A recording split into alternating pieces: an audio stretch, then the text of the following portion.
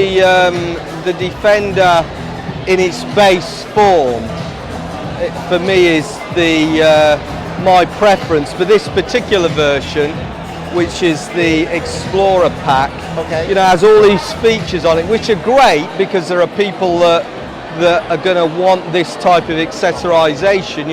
You got the side ladders, you got the roof rack, and in fact, you can put a tent up on that roof, because that roof will take something like I think it's about 300 kilos in weight, so 4 adults basically. It's got protection on the wheel arches for when you go off-road. It's got snorkels on the front. It's got this one hasn't got the impact bar on the front, but it's got a lot of features on it, and it still works with the overall design, which, as I explained, is a modern interpretation of the original, but quite different. What about some of the design, the lines? Which ones were carried over from? Nothing is carried over. Nothing.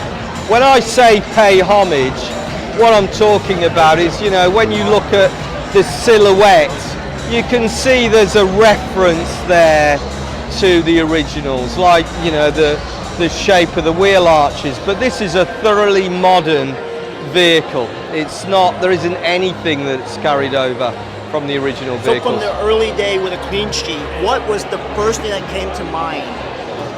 Well, we don't just work from a clean sheet. Oh, you don't? We have a design strategy.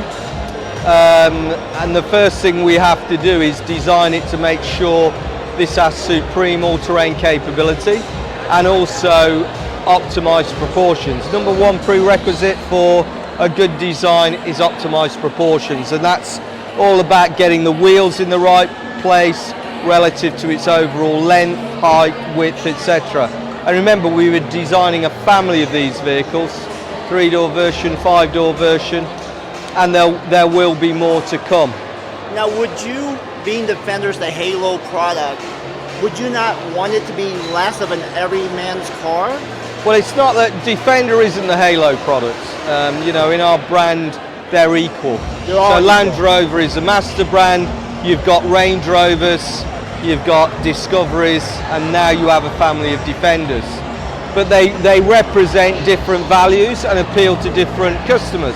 Having said that, there may be customers that have Range Rovers and Defenders. So it probably reinforces what Land Rover are about in terms of their supreme off-road capability. But having said that, a Range Rover is equally capable off-road. Not as severe, because this has the minimum overhangs, the high breakover angles that give you that sort of supreme all-terrain capability.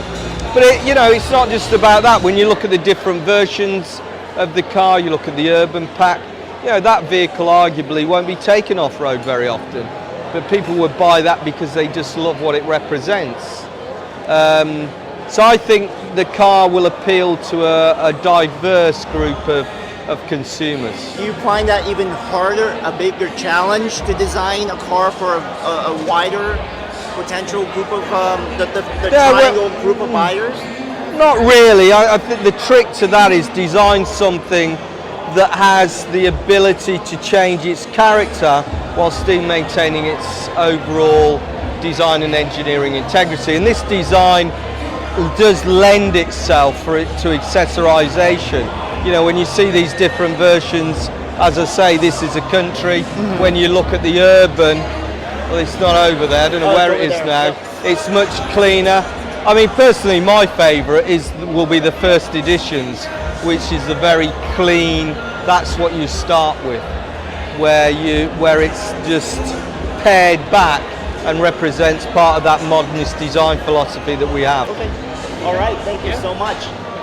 Thanks, Gerry.